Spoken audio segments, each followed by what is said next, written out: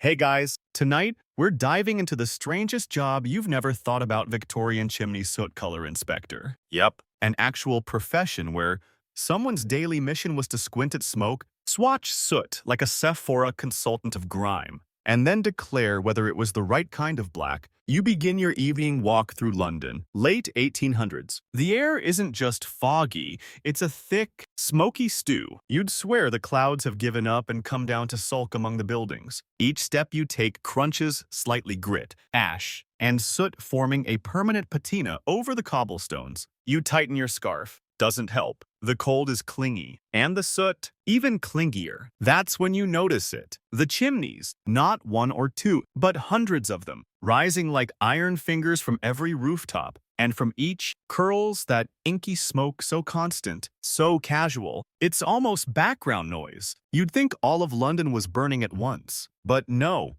It's just 1,000 fireplaces battling a damp chill and losing. Now, here's the part that might surprise you. Someone is actually in charge of this mess. You pass a small figure in a brown overcoat, standing on the corner with a notebook in one hand and a smudged handkerchief in the other. He's staring up at a bakery chimney, jotting something down. His boots are the kind that never quite dry out. His hat is too small. You suspect he hasn't slept in a week. This is our guy, a soot color inspector. Why did this role exist? Simple. Smoke meant progress, but also sickness. Factories, bakeries, and homes all burned coal. But not all coal was equal. Some burned clean. Others pumped out what politicians of the day politely called visible nuisances. So the government, ever keen to appear concerned without doing much, created the Alkali Inspectorate. Think of them as the EPA with more tea and fewer teeth. Your new acquaintance doesn't introduce himself. He just scribbles something into his soot log. Biscuit factory. Clerkenwell Road emission too thick for 10 a 10 m. Possibly Newcastle coal. Then he looks at you. His voice is hoarse from years of smoke. Color 2 days off. Has a bit of a violet cast. Could be weather or grief. You blink. Grief. You ask. He shrugs. Soot is emotional, lad. Behind him, a delivery boy sneezes violently and keeps moving. Soot isn't just in the air, it's in the lungs, the hair, the bed sheets. Doctors hand out advice like, avoid breathing in deeply, which, as you can imagine, isn't particularly actionable. Historians still argue whether Victorian London was genuinely aware of how lethal their beloved coal was. Some say they knew, but didn't care. Smoke meant wages, warmth, and the illusion of prosperity. Others argue they lacked the science to connect soot to disease. Still others claim they were just too smitten with progress to look down and see the black creeping across their boots. Meanwhile, your inspector friend is on to his next stop. He's tracking chimneys plumes like a storm chaser, sniffing the air, checking the fall pattern of soot against a dull white square of cloth. He says it's called a settling test. Basically, you stand in the filth, catch some of it on purpose, and then pretend that tells you something concrete. You follow him to a tea house, not to go inside, no, just to peer suspiciously at the chimney and scribble down how the output exhibits signs of sulfurous impatience. That's a real phrase from his report. By the way, these men didn't just describe soot, they judged it. There was aesthetic flair. Drama, somewhere between Sherlock Holmes and failed poet. As you pause by a low brick wall, you notice the surface isn't red anymore, it's gray, slick, and dotted with black specks. That's not wear and tear, that's just Tuesday. And here's your reality check for the night. You would not survive Victorian London, not for a week. Possibly not even a morning. Your lungs are soft. Your eyes spoiled by filtered air. You wouldn't just cough, you'd weep soot. So, before you get comfortable, take a moment to like the video and subscribe, but only if you genuinely enjoy what I do here. And hey, drop your location and what time it is where you are. I always love seeing where we're falling asleep together from. Now, dim the lights. Maybe turn on a fan for that soft background hum. And let's ease into tonight's journey together. The inspector turns a corner. You follow, boots leaving faint smudges behind you. It's not snowing, but it might as well be. The air has weight, texture, and every puff of smoke seems to watch you back, as if aware it's being cataloged. He stops suddenly, points to a rooftop. See that? Slight reddish tint. Railway soot, not factory. How can you tell? He snorts. Rail soot's angry. comes out in spurts. Factories steady. Like a bad marriage, this is your life now. Matching smoke to its source. Decoding an entire language of color in black. Welcome to the job no child ever dreamed of. You keep walking, boots crunching on a surface that's neither clean nor entirely solid. Victorian London doesn't do dry ground, it prefers layers. First, the cobblestone, then horse dung, then soot, always soot. Your companion, the soot inspector, doesn't carry a badge. He doesn't need one. His authority comes from something far more Victorian. Bureaucracy, awkward hats, and the moral high ground of sniffing chimneys for queen and country. He pulls out a folded slip of paper. It's a public nuisance report, handwritten in tight curls. Odorous emissions from 12 Haversham Lane, black in excess. Complaint from neighbor's parlor. That's the kind of scandal that ruins tea. You reach the address. It's a modest bakery, nothing flashy. But the chimney, dear God, the chimney. It spews a thick ribbon of smoke so dark, it looks like it was stitched onto the sky. You can almost hear it sizzle. The inspector tilts his head. He watches it like an art critic squinting at a moody canvas. And then he makes his call. That's not just black, that's felon's velvet. You raise a brow, he grins. There are shades, my friend. You watch him pull out a worn leather folio. Inside, dozens of soot samples glued to small index cards, each labeled in the most earnest script imaginable. Ash brown, coal blood, furnace plum, dead midnight. It's like a goth paint store exploded in his lap. Historians still argue whether these color classifications had any standardization at all. Some believe the charts were based on actual mineral analysis. Others say the inspector simply made it up. Using emotional weather and a touch of theatrical flair, one theory insists the categories were invented during a long, cold winter out of sheer boredom and brandy. But for our inspector, it's gospel. He places a fresh cloth in the path of the chimney plume and lets it soak for a count of 5. Then he folds it carefully and presses it into a page labeled April. Offensive hues. You notice he carries no protective mask, no goggles, just a battered kerchief he occasionally presses to his mouth. For show, he mutters. If you wear it too often, they think you're too delicate for the job. That's the job nobody asked for. To stand beneath chimney vomit and assess its mood. And the criteria, it wasn't just, is there smoke? No. The questions were, is it too black? Is it too thick? Is it rising properly or slouching sideways like it's given up? Is the smell sharp enough to make neighbors cancel their lunch plans? If the answer to any of those was yes, then the establishment could face a fine, or worse, a formal letter of disapproval from the inspectorate. The Victorians did love a good scolding in cursive. You step into the alley for a moment, where the inspector crouches beside a drain pipe. He pulls a brass spoon from his coat and scrapes a bit of sticky soot from the brick wall. He sniffs it like soup. Coal dust base. Bit of industrial grease. Could be from the tanner's yard. He lets you sniff. You decline. Wise choice. It smells like regret and engine oil. The funny thing, the job was officially scientific. The Alkali Acts of the mid-1800s demanded it. Parliament had decided that noxious emissions should be tracked, analyzed, and reduced if possible, though possible was usually interpreted as whenever convenient for the coal magnates. So these soot inspectors were born, not police, not scientists, not firemen, something else entirely. A hybrid of bureaucrat, snob, and weather vane.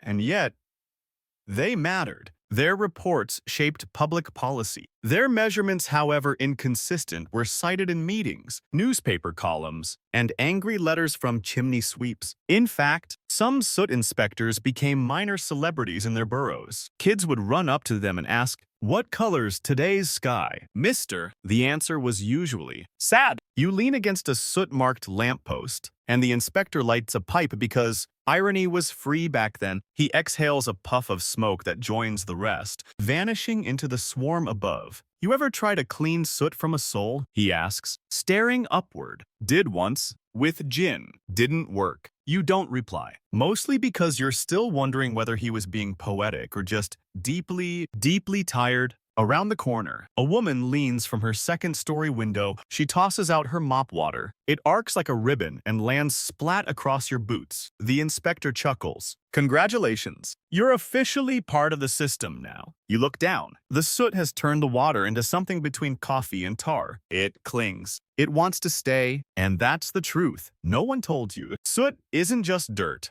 it's memory. Every fleck of black is a tiny record of combustion, chemistry, and commerce. Some of it came from a train in Scotland, some from a boy lighting a stove in Whitechapel, some might have drifted in from France, if the wind had a strong opinion that day. But your inspector doesn't dwell on the poetry. He snaps his folio shut, wipes his spoon on a square of canvas, and mutters, "Time for the next one." You follow, because if anyone's going to teach you the difference between acceptable grime and moral blackness, it's this guy. You walk a little slower now. Not because you're tired, though. Let's face it, your boots have absorbed enough soot to qualify as industrial waste, but because you've started noticing the differences. The smoke isn't just smoke anymore. It moves in patterns. It has moods. Some rise with pride. Others curl and drift, like they're ashamed to exist. And every once in a while, there's a plume that just hangs there, hovering like a guilty thought. Your inspector companion stops dead in his tracks. Ahead, a row of chimneys blur the skyline, but he's fixed on one, a long, narrow stack behind a tailor's shop, belching a stream of smoke that looks just wrong. He sniffs the air, squints, and pulls out his soot palette. Yes, you heard that right. A soot palette, a genuine, laminated card of 24 shades of black. It looks like the saddest paint sample in existence. He holds it up to the sky with the same seriousness a jeweler uses when checking a diamond. See it? He asks. You don't. That's not ordinary black. That's morning creep black. Deep, dense, with a hint of purple along the edges. Rare. Usually means cheap coal and damp fuel. He makes a note on a dog-eared form tucked into a clipboard. Suspicious purple undertone. Suggest re-inspection post-rain. You'd laugh if you weren't busy blinking soot out of your eyelashes. Historians still argue whether soot could actually be reliably color-coded. Some say the classification systems were little more than Victorian guesswork dressed up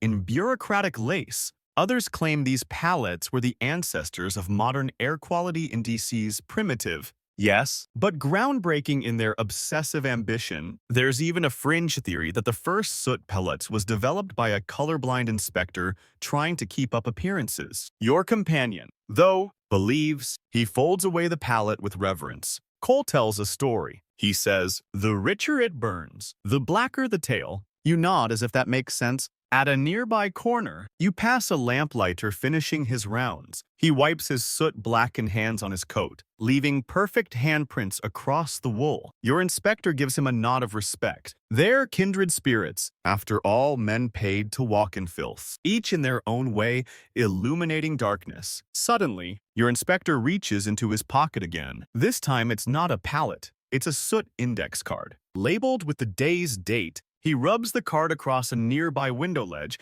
and holds it to the light. A fine dust clings to it, dark as midnight. "That's pewter ash," he says with a nod, "from the furniture kiln across the square. Burned too hot this morning. Probably rushed the curing process." You're not even surprised anymore. You're just mildly impressed that he can tell which business is burning what, based on the emotional temperature of their soot. The irony. No one trained these men. There was no soot academy, no qualification, no badge. The first inspectors were chosen for their reliability and unflappable character.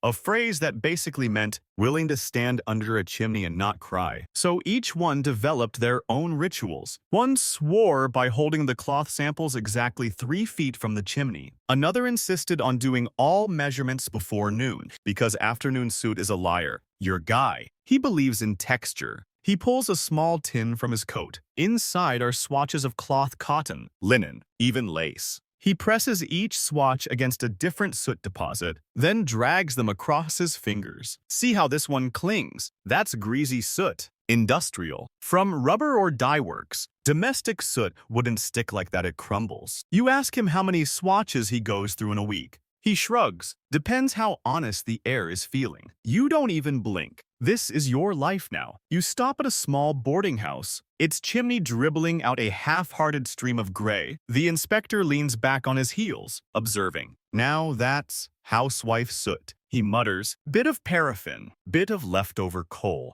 Has a warm edge, like burnt toast. You sniff. Sure enough, it kind of smells like breakfast gone wrong. He adds a note. Friendly. Possibly illegal. Worth rechecking Sundays. You wonder if he has any joy left in life. Then he pulls a small toffee from his coat and pops it into his mouth, smiling faintly. This job teaches you to appreciate the small things, he says. You glance at the skyline. Every chimney looks like a periscope searching for air. A century from now, you know, those stacks will mostly vanish. Cleaner fuel. Electric heaters. Air that doesn't taste like charred leather. But in this moment, it's still a city powered by flame, and someone has to catalog the cost. You pause under a street lamp. A gust of wind rolls soot down like confetti from a very sad parade. You wipe your forehead and keep walking. He stops one last time before dusk, points to a rooftop that isn't smoking. That one's dead, he says. No fire, no smoke, no soot. You ask if that's good.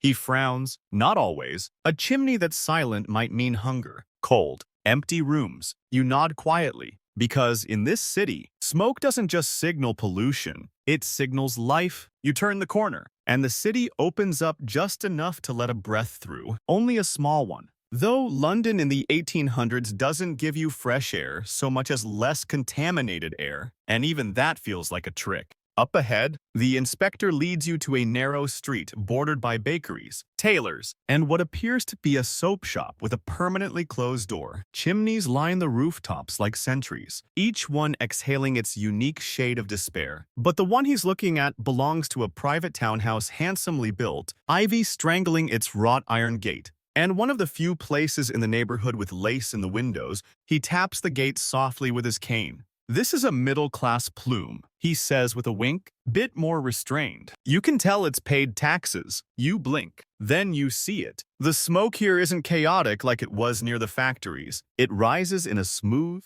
elegant line, thin and tapered like a ribbon on a hat. Victorian London was obsessed with class, and chimney smoke was no exception. Poorer households burned rough, dirty coal, or even wood scraps soaked in paraffin. Their chimneys coughed thick, clumpy smoke that settled like mud in the air. The middle class, by contrast, burned better quality fuel, less sulfur, more polish. Even their pollution was curated. Historians still argue whether chimney soot played a direct role in enforcing social stratification. Some believe it was incidental. Others argue it was as visual and performative as fashion or accents. One scholar even described soot as the olfactory badge of the underclass. You take a closer look at the smoke. The inspector opens his case again this time. A smaller one with velvet lining. Inside is a series of pressed soot samples from different homes, preserved like dried flowers, each labeled with unsettling precision. Mrs. Winthrop,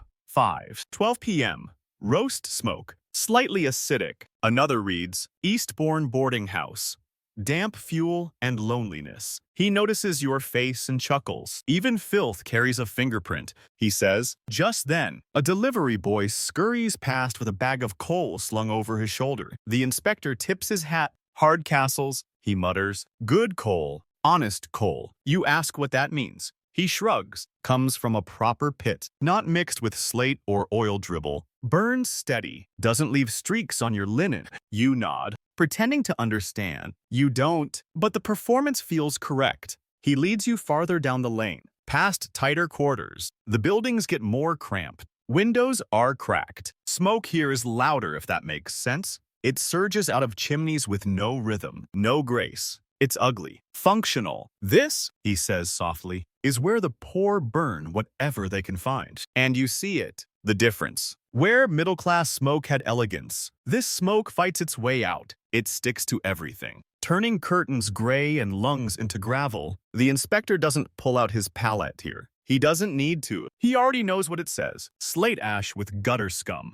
he whispers. One of the worst. You linger at a doorstep where two small children sit, coughing between bites of bread. Their faces are smudged. But the smudge isn't just childhood mess. It's environmental, permanent. You want to say something. But what? Your inspector companion presses a scrap of paper to the wall. It's a sort of informal note. Observed excess soot. Will return with test cloths. You can tell it's a gesture more than a threat. He doesn't expect anyone here to care or comply. Victorian officials often wrote policies with the upper classes in mind, then enforced them on the poor. Chimney-Soot regulation was no different. Inspectors could fine factories, sure, but it was the working-class families who were watched, catalogued, and corrected for burning scrap wood or reusing old coal. Sometimes they report each other. The inspector says as you walk, competing lodgers, jealousy, or just revenge for a loud piano. He sighs. We're not always welcome. As if to prove the point, a woman 2 floors up slams her window shut with a clatter. Dust and soot puff out the side like a powder explosion. The inspector doesn't flinch. That's called Tuesday. You pass a row of chimney sweeps. Boys no older than 10, sitting on a curb eating cold turnip and bread. Their faces are a road map of soot and scars. One of them holds a rag soaked with vinegar and ash. He rubs it between his fingers like a coin. The inspector eyes them for a moment, doesn't speak, then moves on. You follow in silence. At the edge of the block, he points to a grander house again. One with pristine paint and a garden box out front. You can barely smell the smoke from its chimney. It wafts up like incense. Burns anthracite, he says. Pricey, low emission, smells almost sweet. You inhale. It does. And that, right there, is the contrast. The rich don't just avoid soot. They weaponize its absence. Clean chimneys are like clean fingernails. They tell people who matters. You ask, can you ever really tell who lives inside just from the smoke? The inspector pauses, hand resting on a wrought iron fence. He nods. Every chimney is a confession, he says. Some whisper, some shout, but none lie. You're getting used to the rhythm now. Walk, stop, squint, sniff, scribble, move on. Your boots are heavier both from the buildup of soot and from the quiet weight of knowing that every chimney you pass is not just exhaling smoke, but status, secrets, and slow erosion. You follow the inspector through a narrow back alley, one of those twisted little gaps between buildings that looks like it shouldn't exist. But in London, it does, and it stinks. The walls here are damp with condensation and lined with centuries of grime. The air's thick enough to chew. He stops beneath a crumbling brick arch and sets down his bag with ceremony. Time to check the goods, he mutters, reaching in. Out comes his pride and joy. The inspector's toolkit.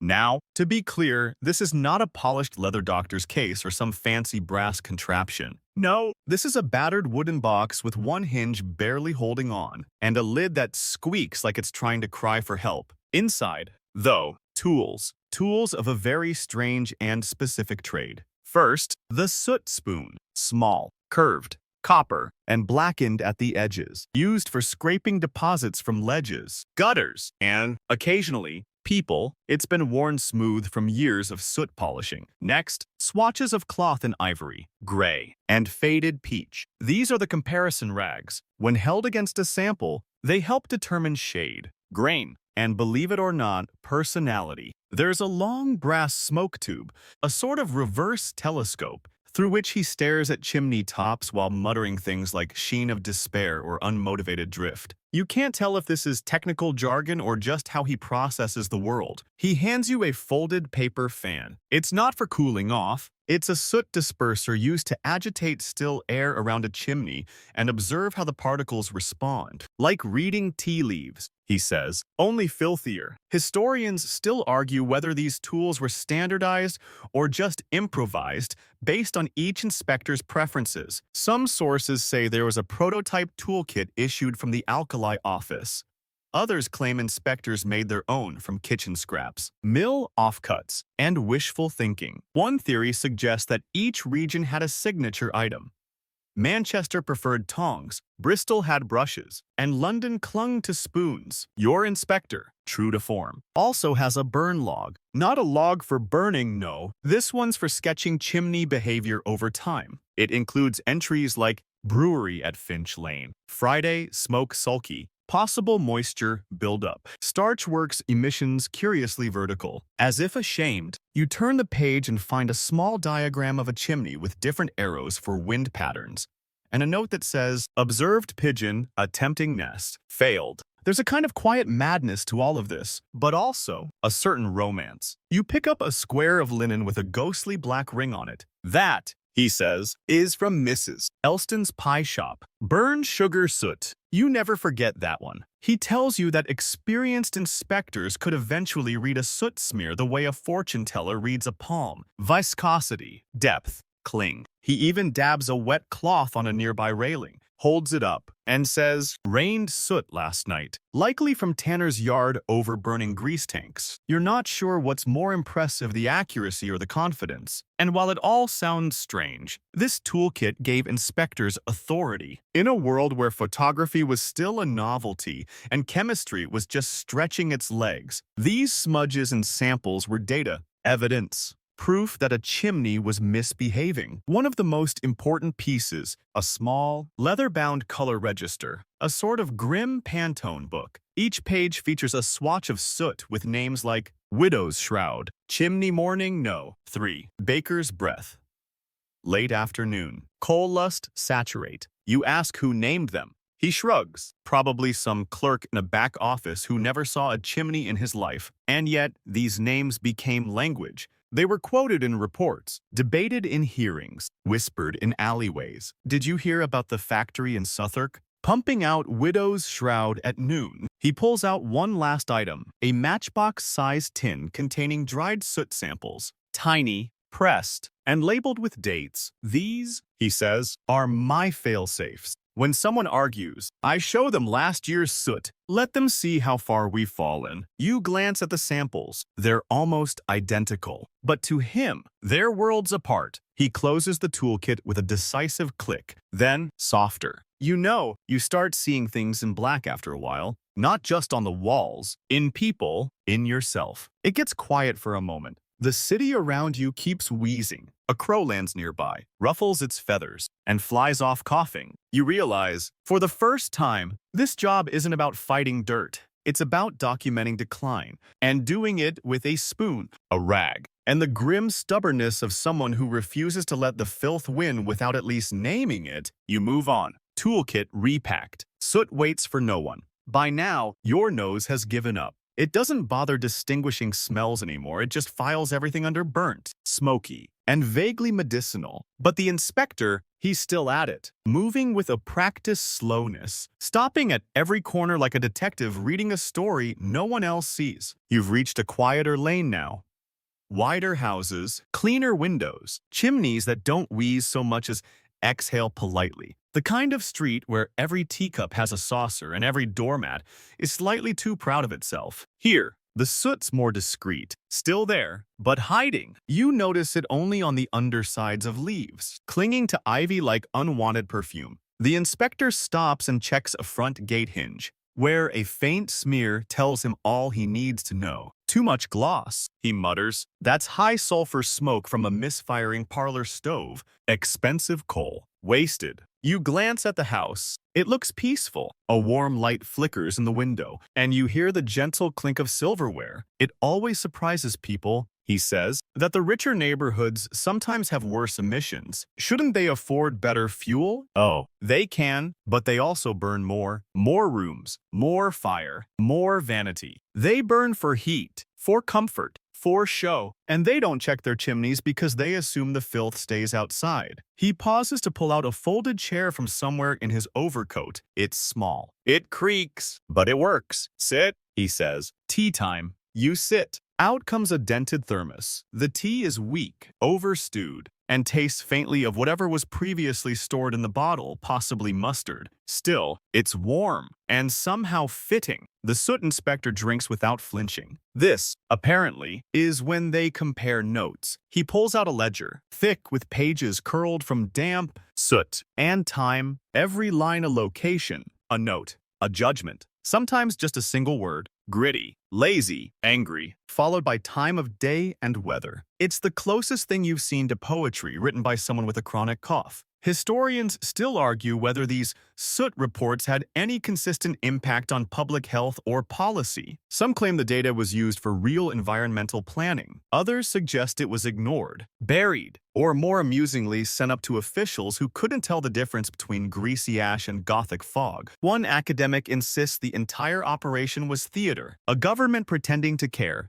inspectors pretending to control it, and everyone else pretending not to breathe too deeply. But to the inspector, it matters. He turns a page and shows you an entry from 3 years ago. A bakery on Red Church Street, fined for producing sticky plume with acrid bottom notes. Next to it, a pasted sample of soot on cloths. Still dark, still sharp. They changed fuel, he says. And you know what? Their bread started tasting better. 2. You raise an eyebrow. He shrugs. Smoke goes everywhere. Into lungs, into walls, into flour sacks. There is no such thing as clean inside when the air outside tastes like remorse. You sip more of the mustard tea. It's growing on you. From the stoop across the street, a young girl watches you both, swinging her legs and holding what appears to be a soot-stained doll. The inspector waves. She waves back. She calls me Mr. Shadow. He says, thinks I'm a ghost that checks on chimneys. You nod. Honestly, it's not far off. He pulls out a cigarette, strikes a match, and then ironically thinks better of it. Can't be seen smoking. Bad form. Instead, he offers it to you like a souvenir. You pocket it. You don't smoke either, but it feels like a badge. You ask how long he's been doing this. Since '62, he says. Started in Lambeth, lost a boot in a puddle that turned out to be mostly soot.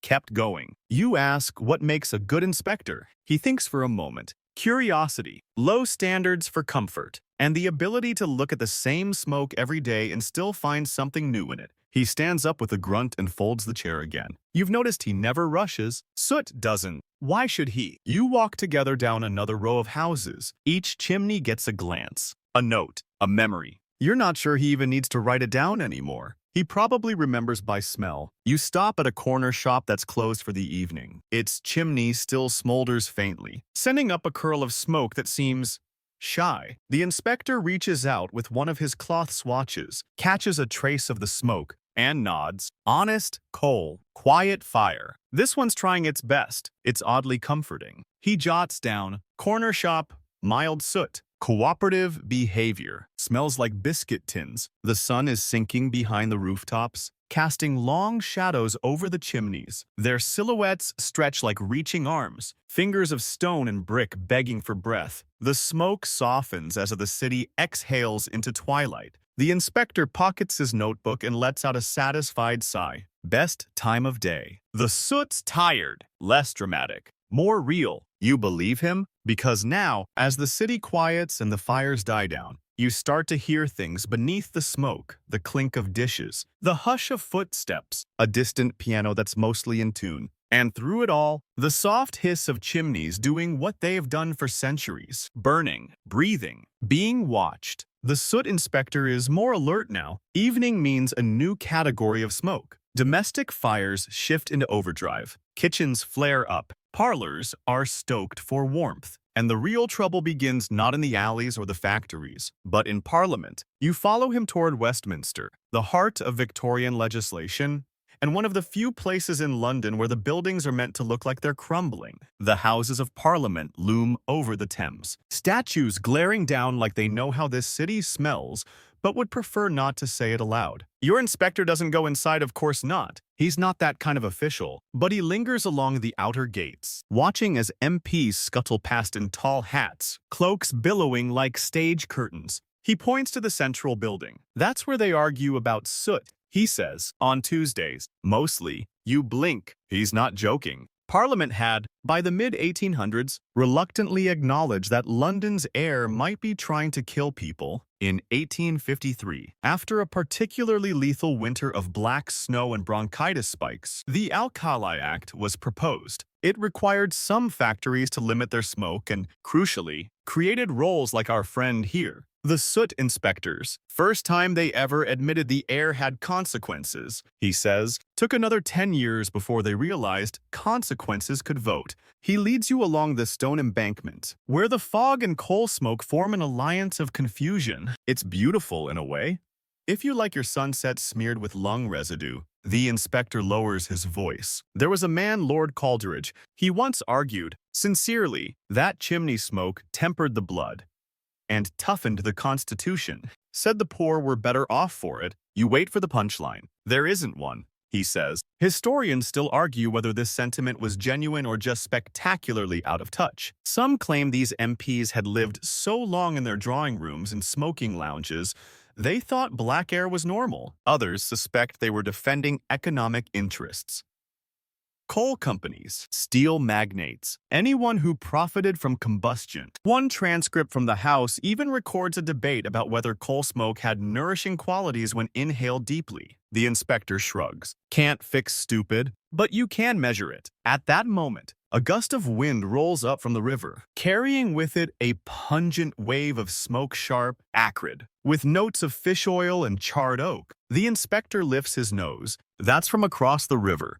Barges burning river junk again, probably old tar barrels. You ask if he'll report it. He squints. No point. Parliament won't fine the Thames. They just blame France. You both laugh, though it's hard to say why. A constable passes you by and nods at the inspector. Evening. Black Thumb. It's a nickname, one of many. You've heard others today. Shadow Licker, Smoke Clerk, Mr. Charcoal, even Ash Whisperer. But Black Thumbsticks, he smiles faintly, used to mean I could kill any plant I touched. Now it's just my fingerprint. And sure enough, his thumbs are stained darker than ink. No amount of scrubbing would clean them. The soot has settled in. He pulls a folded letter from his inner coat pocket, hands it to you. Complaint form. He explains, someone from Chelsea said their neighbor's smoke was of a brooding character and caused existential dread. You open it. The handwriting is flowery. The tone, dramatic. I cannot, in good conscience, endure a fourth morning wherein the smoke curls like a scolded serpent and leaves my upholstery stained with despair. He rolls his eyes. That was a 3-smudge chimney at worst. You ask how many smudges make a crisis. 4, if you're posh. 7, if you're honest. The soot rating system, it turns out, was delightfully vague. One inspector's concerning swirl was another's festive haze. But when MPs debated the Alkali Act, they demanded numbers, measurements, results. So the inspectors adapted. They created soot boards, sample cloths, density diagrams. Some even built miniature wind tunnels to replicate chimney behavior. Others, less scientifically inclined, relied on gut, instinct, and how much their handkerchief coughed back. The inspector shows you a soot density sketch from his ledger. It's a pencil drawing of a cloud labeled factory output.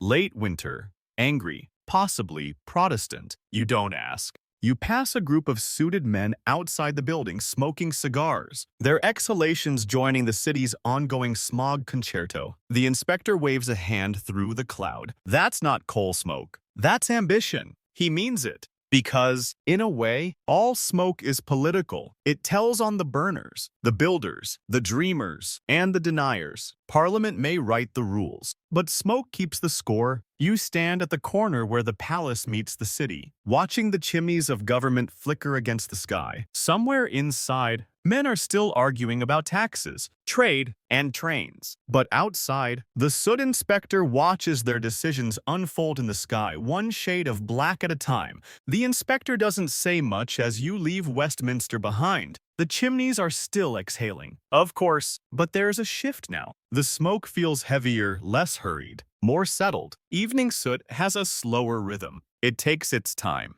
It clings harder. You're headed east now, back toward the neighborhoods where the city forgets to be polite. The kind of streets where children look older than they should. And even the fog wears second-hand shoes. Your companion stops outside a tannery. It's a squat brick building with 2 chimneys, both exhaling something so foul the air seems to recoil. He doesn't flinch. Instead, he pulls out his cloth swatches, a clean test sheet, and unexpectedly a pewter spoon shaped like a swan. You raise an eyebrow. Symbolic, he says flatly. Got it from a fellow inspector in York. Claims soot behaves better when you stir it with grace. You stare at him. He doesn't smile. This tannery has a reputation. Apparently, it's known not just for smoky, but for immoral smoke. Not because of what it does to the lungs, but because of what it suggests. The inspector scoops a bit of grime from the base of the wall and smears it onto his cloth. It's slick, dark brown, and smells like scorched regret. "See that shine?" he says. "That's lusty soot." You blink. "Lusty." He nods, completely serious. The Victorians moralized everything. If your factory produced thick, wet smoke, they said it meant your business was driven by greed. If it was dry and pallid, you were seen as restrained, pious, a fine, upstanding emitter. Historians still argue whether these descriptions were metaphorical or genuinely believed. Some scholars say moral framing was used to shame certain industries like dye works and breweries into cleaner practices. Others suggest it was just a way to make pollution sound more literary. One particularly dramatic pamphlet from the 1860s labeled foundry smoke as the black breath of idleness and unrepentant desire. It was easier to blame character than coal, the inspector mutters, wiping his spoon. You walk farther down the street. Another chimney spews out a thin, elegant line of gray. It looks almost delicate, like cigarette smoke in a cabaret. He nods toward it. That's what they called ascetic smoke. The kind that says, "Yes, I burn, but I do so modestly." You stifle a laugh. "And this," he adds, pointing at a nearby bakery chimney releasing thick, eager plumes, was once condemned by the local vicar as erotic soot. You don't even ask, but it was real. Victorian reformers often preached not just about poverty or vice, but about air itself. Thick smoke was proof of spiritual decay. Some churches even adjusted their sermon length depending on how much grime clung to the stained glass windows. If they couldn't see the congregation through the filth, they kept it short, presumably so God wouldn't choke on the incense. You stop beneath a lamppost. The glass is fogged with years of smoke and melted gaslight dust. The inspector wipes it with his sleeve. They believe smoke was more than evidence. It was judgment. It told the world whether you were clean or common, or just hiding something flammable. He pulls out a pamphlet from his coat folded, damp, but still legible, The Air.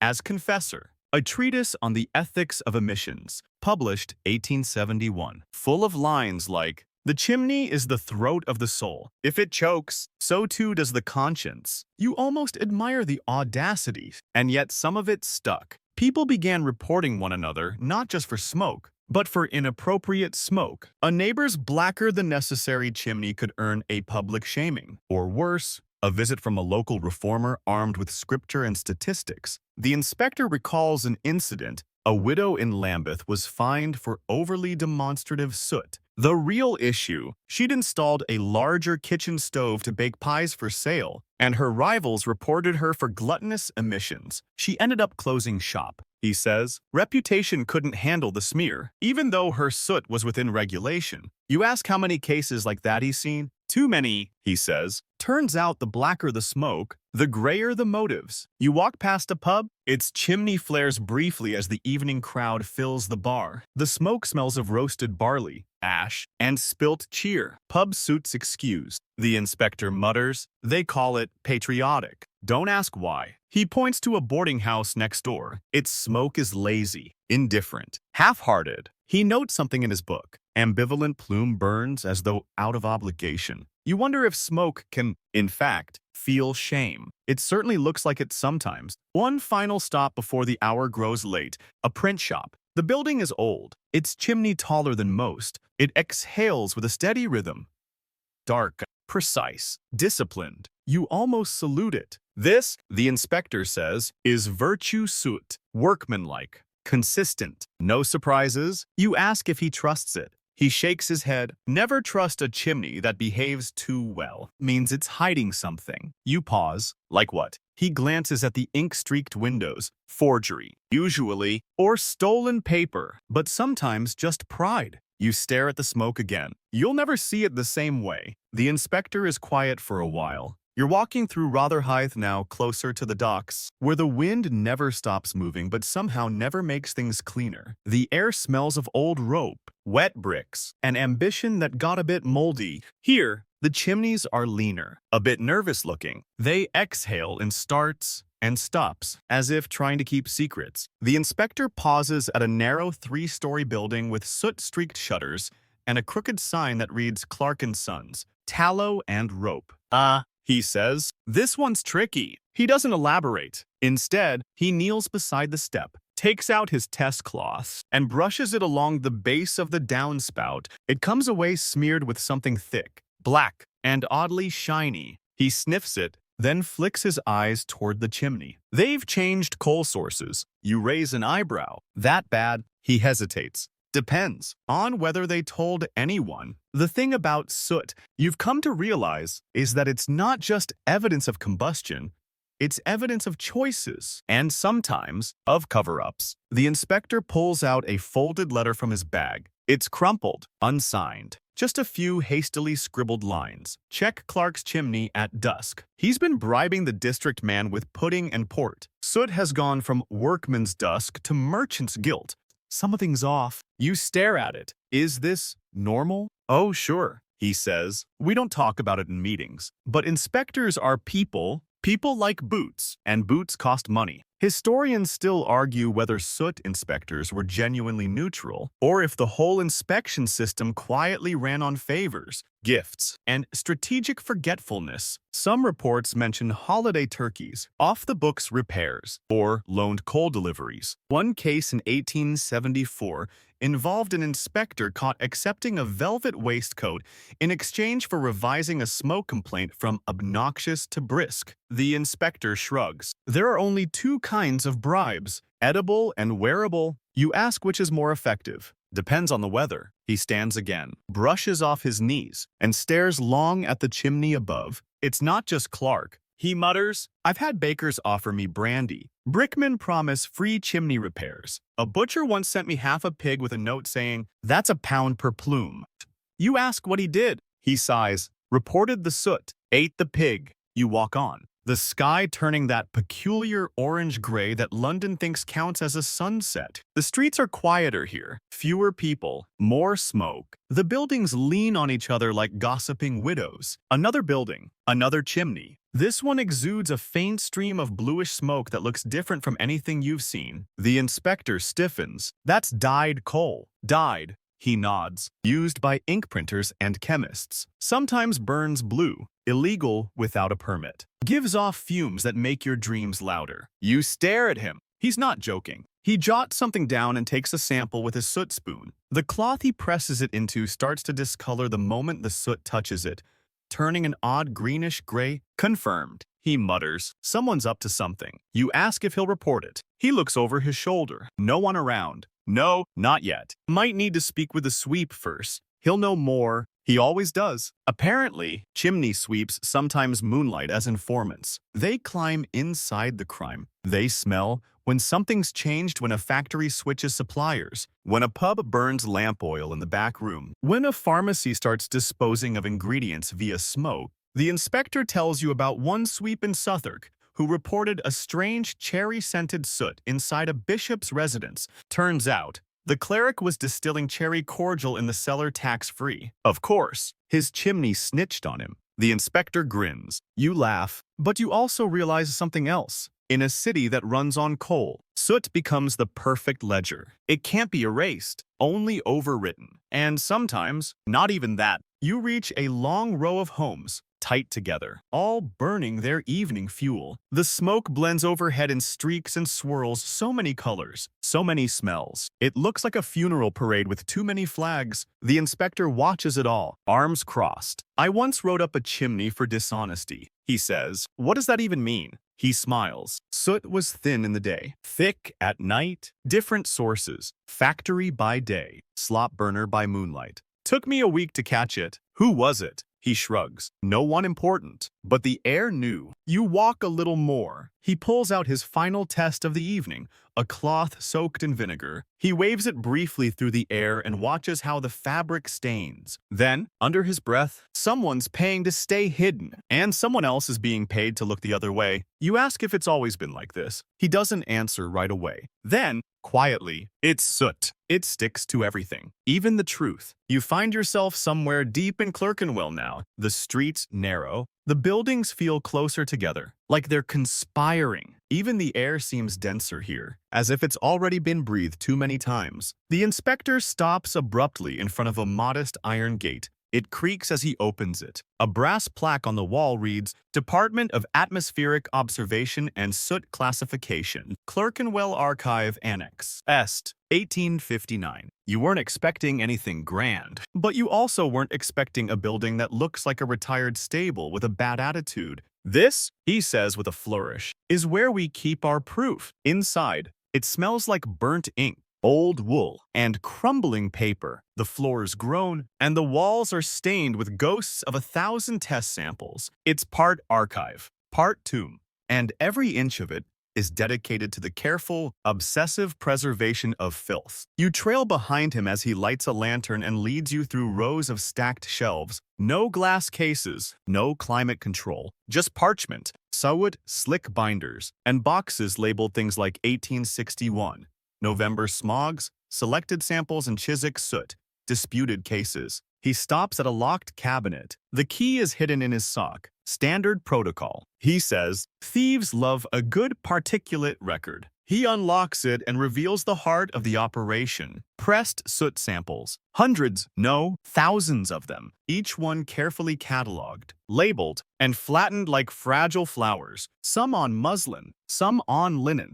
Others preserved on parchment with handwritten notations in exquisite copperplate. Candleworks plume. Chelsea, oily with orange undertone. Narrow chimney. Burrow.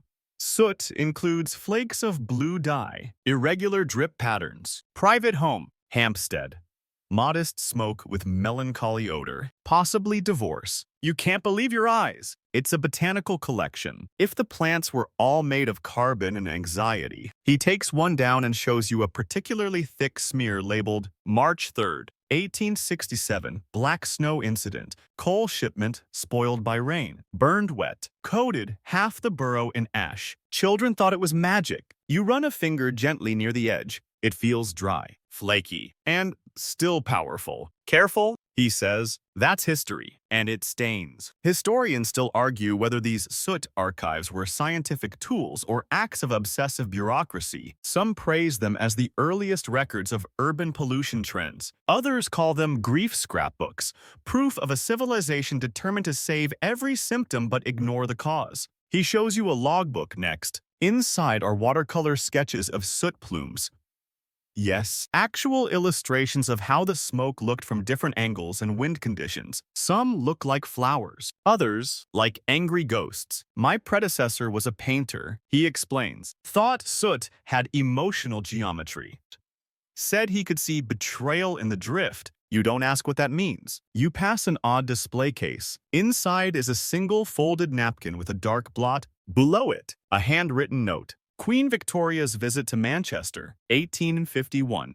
Soot caught on her glove during industrial tour. Kept by footman. Donated posthumously. You stare at the stain. It looks like nothing, but also like everything. She was not amused. He adds, wore black anyway. Matched the glove. In a side room, he shows you the color correction shelves. Here lie dozens of test cards from different districts, all attempting to standardize the impossible midnight gray Deptford variant, burnt iron, Hackney exaggeration, respectable black, certified tolerance standard. Apparently, each borough had its own soot aesthetic. The fights over definitions could be vicious. One inspector accused another of forgery by over-darkening. He says, they dueled with umbrellas. You laugh. He doesn't. He pulls out one final item, the Soot Ledger of Appeals. It's a heavy, leather-bound book filled with handwritten letters from chimney owners, shopkeepers, and the occasionally poetic factory foreman. One reads, I dispute the classification of my soot as brooding. Our fires are cheerful, our workers devout, and the chimney sweep has only 2 fingers but very good instincts. Another, the inspector claimed our emissions were morally excessive.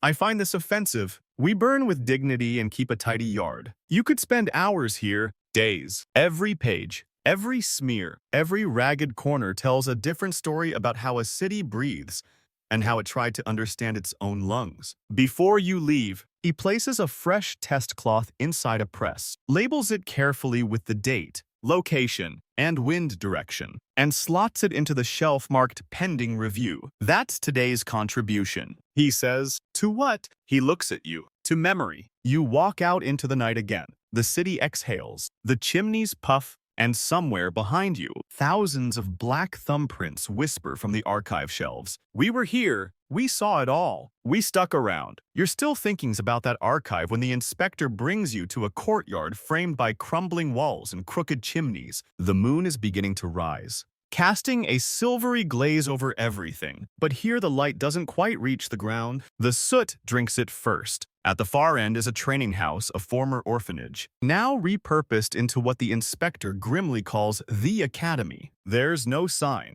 just a half-rotted wooden door and a flicker of candlelight behind a curtain on the second floor. The inspector knocks twice, slowly, and the door creaks open. Inside, the room is dim but busy. 4 or 5 children, no older than 10, are lined up at a table. Each one wears a soot-streaked apron and holds a cloth in one hand. In the other, a color card, the same kind the inspector carries, but smaller, simpler. They're swiping samples across the rags, squinting, comparing, writing tiny numbers on slips of paper. You stare. Chimney sweep's assistants, he explains. They get trained early, too early. Before they learn to read, they learn to see. You watch as one boy frowns at his sample, tilts his head, then writes, ash blur with pale sorrow. You blink. They're learning to describe soot emotionally. He nods, helps with field reports, especially in court. This was a real thing. In the absence of reliable chemical testing, soot descriptions often became the evidence, a chimney sweep's testimony. The soot had a sluggish fall with a hint of copper. Regret could be used in formal hearings. And yes, judges sometimes quoted those lines verbatim in their rulings. Historians still argue whether this practice was meaningful or theatrical. Some say it gave the working class a strange kind of literary power.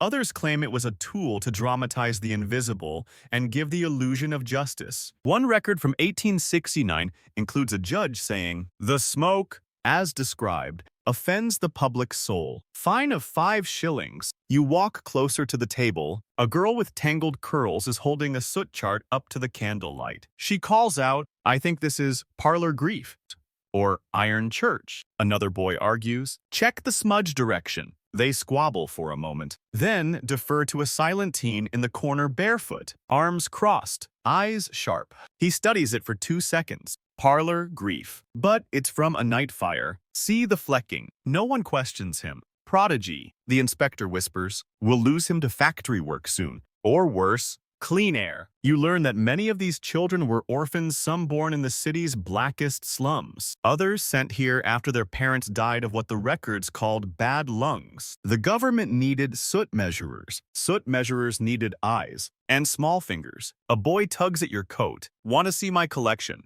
He pulls out a little book, tied together with string. Inside, pages and pages of hand-sketched chimney plumes, some done in charcoal, others with bits of real soot glued to the page, each one labeled Miller's Tantrum, Buttershop Panic, School Fire, Mild Guilt. It's beautiful and deeply sad. The inspector places a small tin on the table. Inside, toffees, dusty, probably ancient, but immediately devoured. It's not much, he says, but it's tradition. Every time a child identifies Widow Black correctly, they get a sweet. You watch as a boy reaches into a tin marked unusual emissions and pulls out a cloth that smells like burnt vinegar and boot polish. He sniffs it, hesitates, then says softly, that's from the tannery by the canal. They burn hoof trim. He gets it right. The room claps. Then you notice something else on the back wall. Above the coal bin hangs a large frame. Inside it is a single cloth, jet black, warped at the corners. What's that? The inspector walks you over. That's the absolute.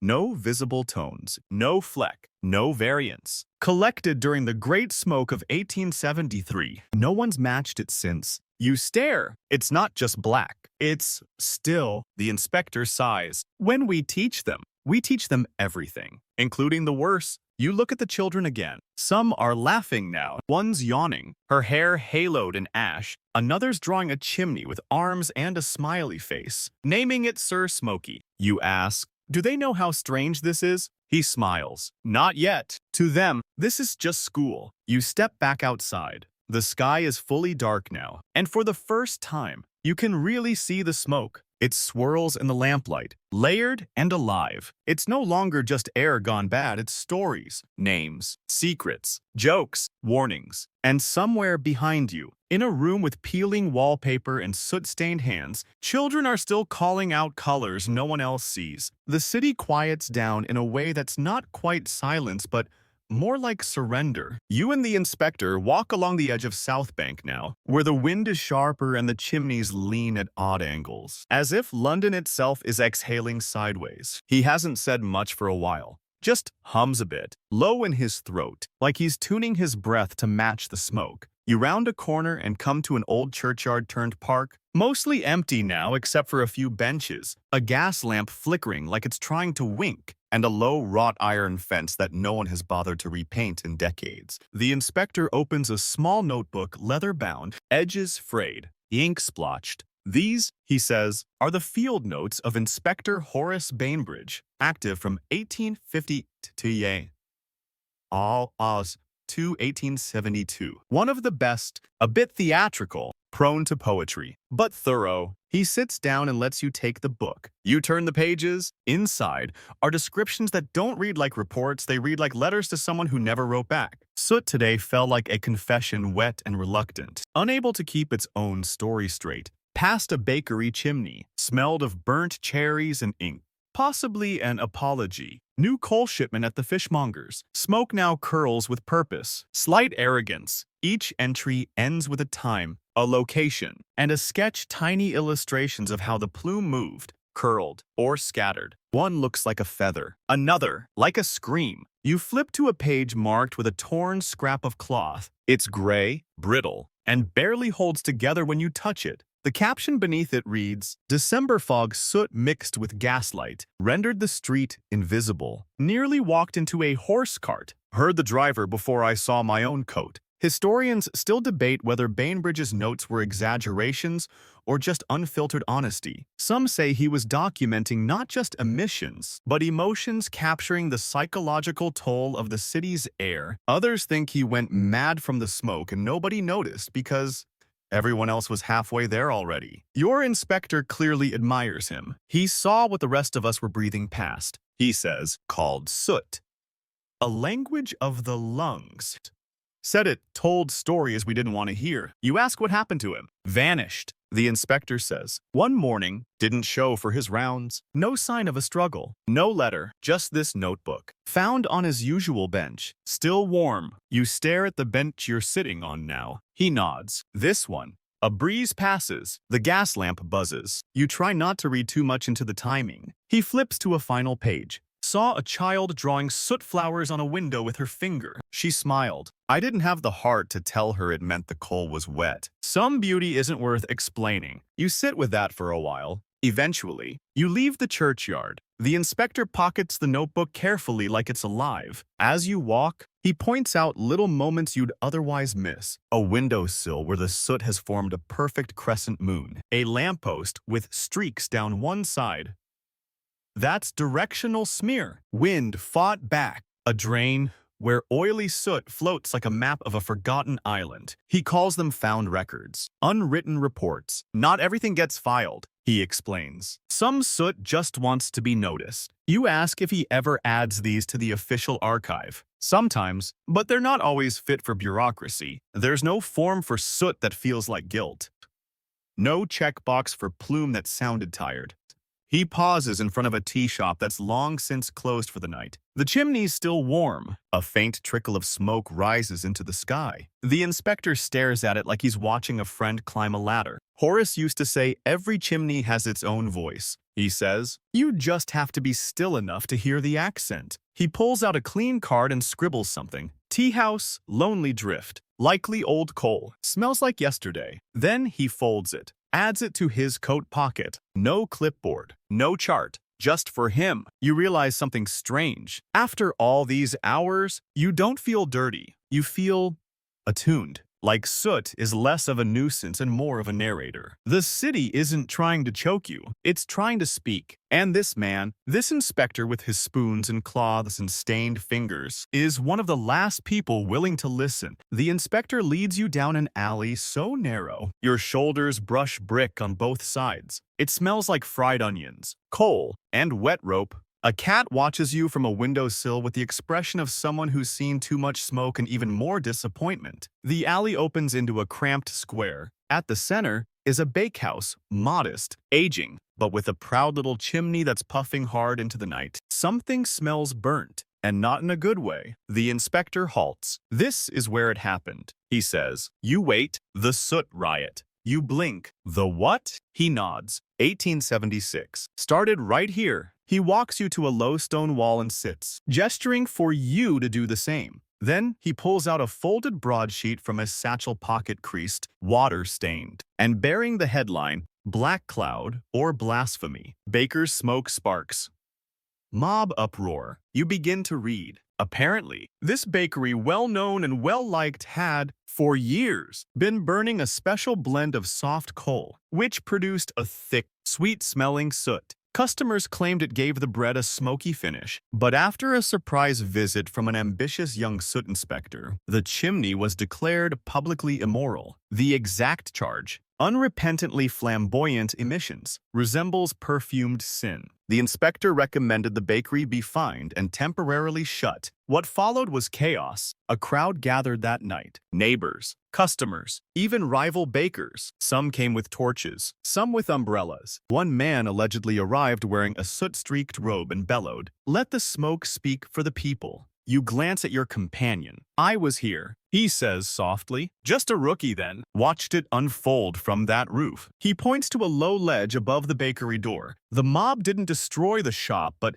they did set fire to a stack of unused coal outside and declared the plume citizen approved. The inspector who made the ruling was chased for 3 blocks by a woman with a bread peel. Historians still debate what caused the riot to ignite. Was it class resentment, a reaction to overreach by a new inspector, or just a moment when the city, black-lunged and tired, decided it liked its air dirty but flavorful? Some say the riot was brief and mostly harmless. Others claim it marked a turning point in how Londoners viewed the line between governance and atmosphere. One scholar wrote, "It was the moment soot stopped being a stain and became a flag." You walk around the corner to where the original inspector's note was once nailed to the bakery door. The wood still bears the mark, burnt edges, a rusty nail. Someone long ago carved a single word beneath it. No. The inspector sighs. We're not always welcome. You know, people don't like their air being judged, especially when it smells like they're living. He shows you a scrap from his own journal, dated years later. Return to square. The air is different now, quieter. Chimney smoke no longer defiant, just tired. Still, the walls remember. You glance at the bakehouse chimney.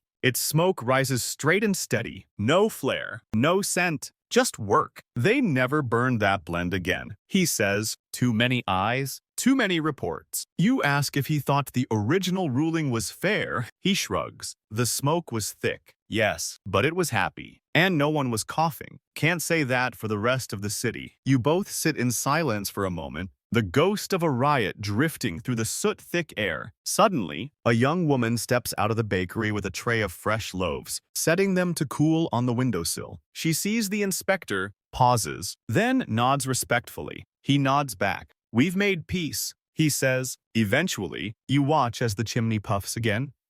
No drama this time. Just smoke doing what smoke does. No longer a protest, no longer perfume, just survival. You leave the square, walking past the narrow graffiti-stained walls where a few words still cling in faded chalk. Let the black rise. The bread was worth it. The inspector doesn't look back. You do, because tonight, you learned that even soot can spark a revolution. You're headed east again, your feet heavy with everything you've walked through and perhaps everything you've walked into. The air is colder now, the wind picking up off the river, dragging with it smoke from chimneys you can't see, but you can feel them. You hear them, even. A soft hiss here, a distant cough there. The city never really sleeps. It just smolders. The inspector's pace has slowed. Not from fatigue, exactly. More like reluctance. Like this part of the route hurts in a way soot can't cover. He brings you to a squat brick building on the edge of Limehouse. The street is quiet. No shops open. No footsteps but yours. Just the dull rumble of chimneys overhead,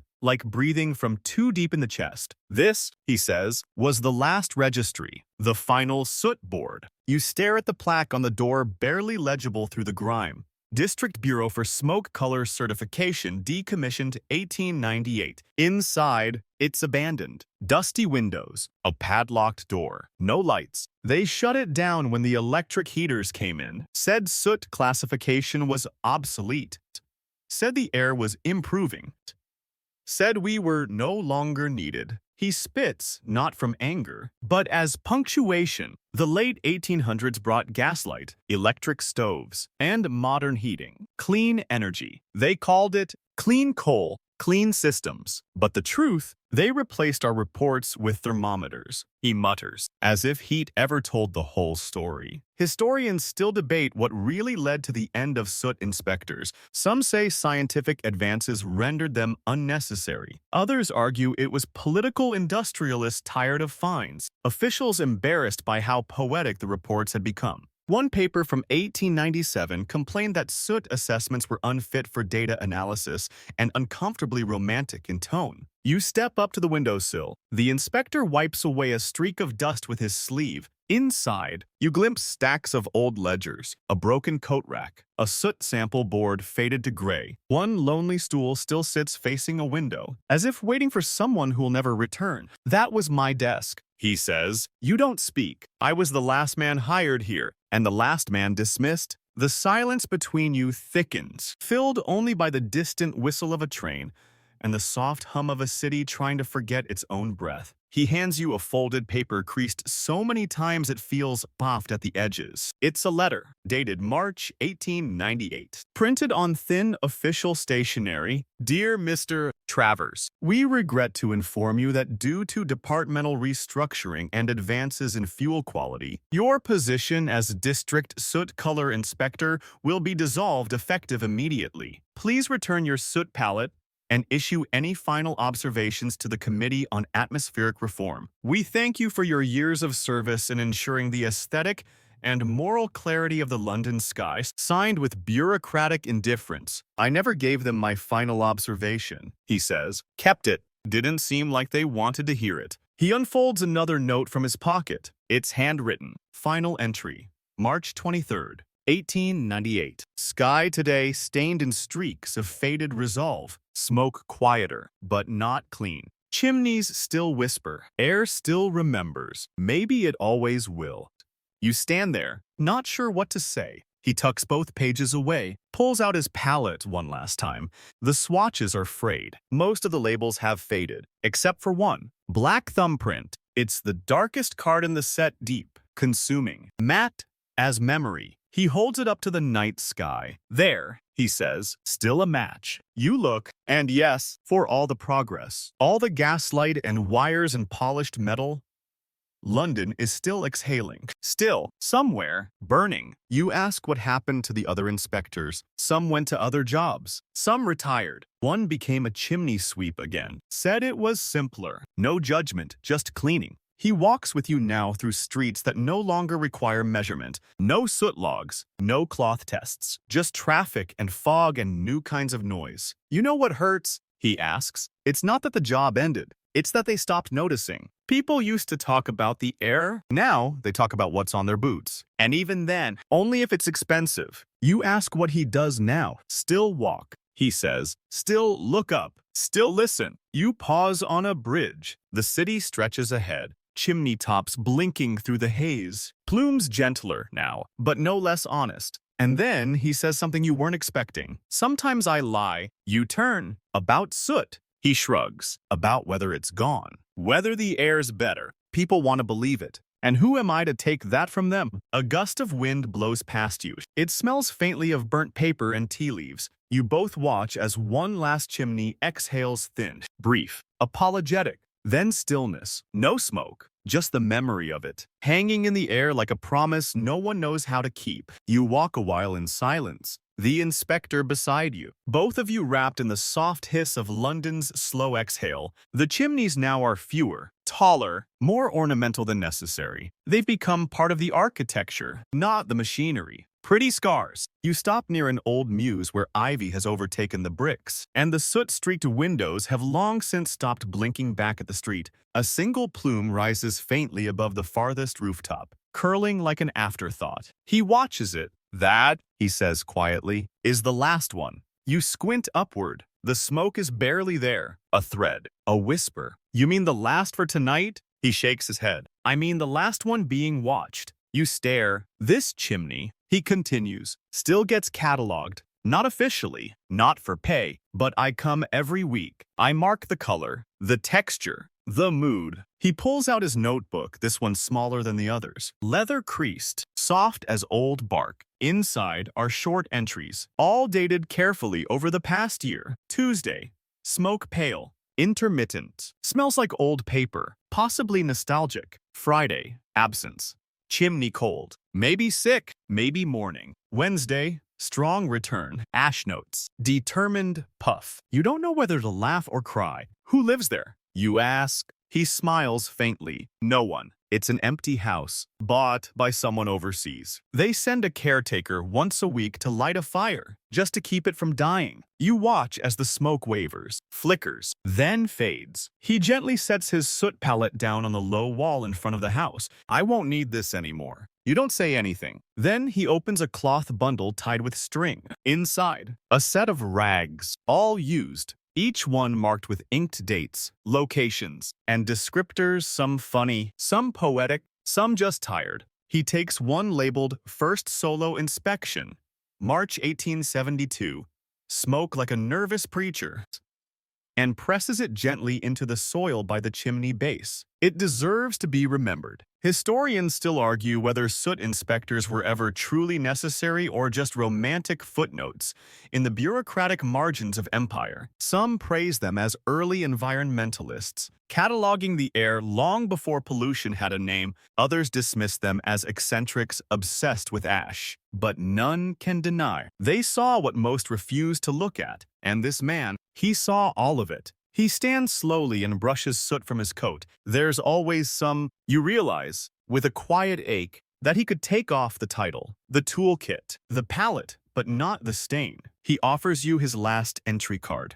Blank. Your turn. You hesitate. Then take it. In your hand. It's heavier than paper. It feels like a confession. You look up one final time. The chimney smokes once more just for a second, then fades into the London night. A kind of hush settles, and you both just listen. Because sometimes, the loudest thing in the world is the absence of smoke. The inspector takes a step back, one hand in his coat pocket, the other holding nothing at all. There's soot on his knuckles, in the lines of his face, along the edges of his breath. But the city is quiet now. Not clean. Never clean. Just resting. The chimney exhales a final wisp, and you can almost believe it sighed. You walk together down the empty street, boots soft on stone. No more samples to collect. No more colors to compare. The soot doesn't chase you, it stays behind. Where it belongs. Where it always was. The sky, despite its haze, feels broader now. As if soot had, all along, been a kind of ceiling. And now there's a crack in it. Just wide enough for air to come through. You slow your pace. He does too. No need to rush. A lamplighter somewhere down the road finishes his last post. You hear the soft hiss of gaslight catching, the metal pole warming. It's a comfort now, not a warning. You glance at the soot card still in your hand. You don't write on it. Not yet. Maybe in the morning. But for now, just let the night hang softly around you. Cool, slow, and strangely kind. Let your eyes rest. Let your breath come easier. Let the city fade gently behind your thoughts. And as you drift off, you smell the faintest whisper of coal on the wind. It's nothing to worry about. It's only memory. It's only London saying good night.